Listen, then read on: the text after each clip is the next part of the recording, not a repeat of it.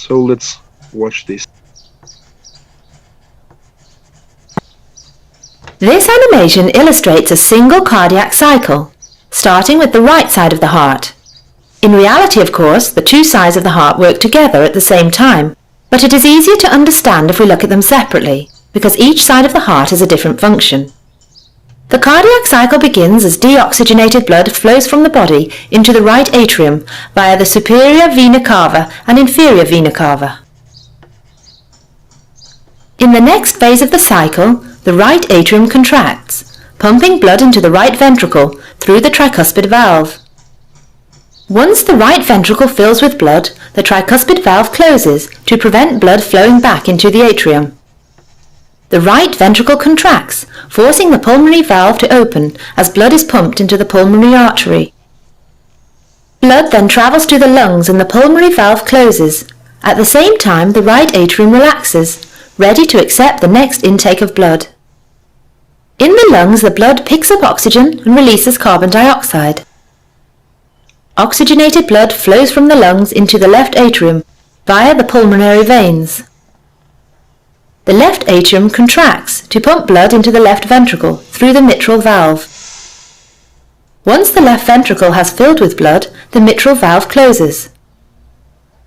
Next, the left ventricle contracts, forcing the aortic valve to open, allowing blood to be pumped into the aorta and from there around the body. The aortic valve closes to prevent blood flowing back into the left ventricle, and the left ventricle relaxes, ready to accept the next intake of blood. Cardiac cycle is now complete.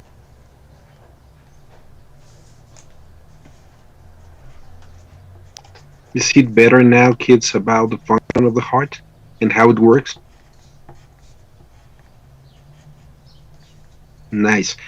Any question, kids? Any comment? Any situation? No? Nothing to add? Okay. So, kids, now you can choose. Digestive system is the last one. I don't have any from respiratory system, so I guess the digestive system will be the next one in a video.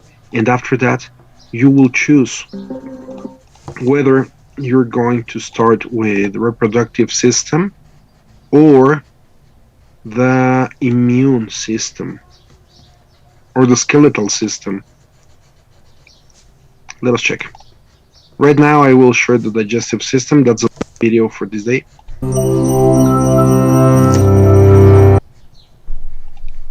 Can you listen to it? Okay. One cannot think well, love well, sleep well if one has not dined well. Virginia Woolf. A room of one's own. And that in that phrase, she's trying to depict that if you are not eating well, you cannot do anything. So let us start over here.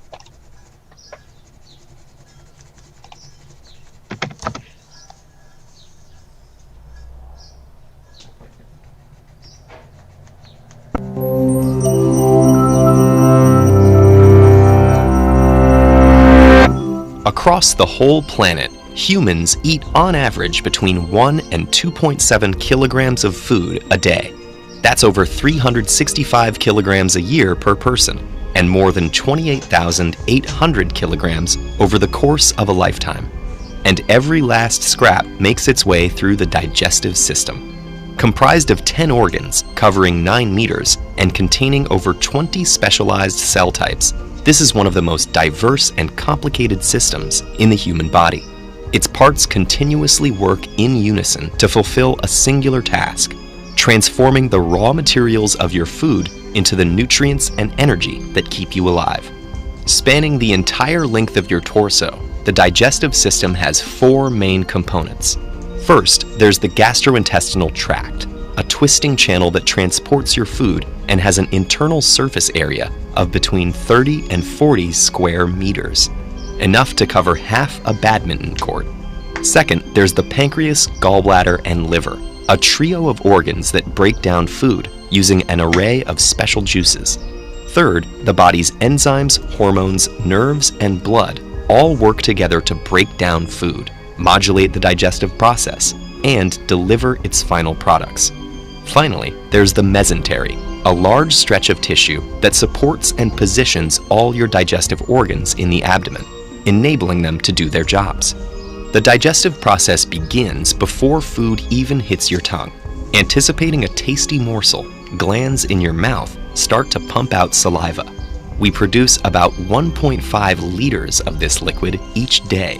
Once inside your mouth, chewing combines with the sloshing saliva to turn food into a moist lump called the bolus. Enzymes present in the saliva break down any starch. Then your food finds itself at the rim of a 25 centimeter long tube called the esophagus, down which it must plunge to reach the stomach.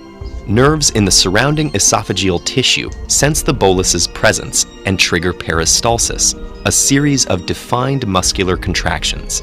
That propels the food into the stomach, where it's left at the mercy of the muscular stomach walls, which pound the bolus, breaking it into chunks. Hormones secreted by cells in the lining trigger the release of acids and enzyme-rich juices from the stomach wall that start to dissolve the food and break down its proteins. These hormones also alert the pancreas, liver, and gallbladder to produce digestive juices and transfer bile, a yellowish-green liquid that digests fat, in preparation for the next stage. After 3 hours inside the stomach, the once shapely bolus is now a frothy liquid called chyme, and it's ready to move into the small intestine. The liver sends bile to the gallbladder, which secretes it into the first portion of the small intestine, called the duodenum. Here, it dissolves the fats floating in the slurry of chyme so they can be easily digested by the pancreatic and intestinal juices that have leached onto the scene. These enzyme-rich juices break the fat molecules down into fatty acids and glycerol for easier absorption into the body. The enzymes also carry out the final deconstruction of proteins into amino acids and carbohydrates into glucose. This happens in the small intestine's lower regions, the jejunum and ileum, which are coated in millions of tiny projections called villi. These create a huge surface area to maximize molecule absorption and transference into the bloodstream. The blood takes them on the final leg of their journey to feed the body's organs and tissues. But it's not over quite yet. Leftover fiber, water, and dead cells sloughed off during digestion make it into the large intestine, also known as the colon. The body drains out most of the remaining fluid through the intestinal wall. What's left is a soft mass called stool. The colon squeezes this byproduct into a pouch called the rectum, where nerves sense it expanding and tell the body when it's time to expel the waste.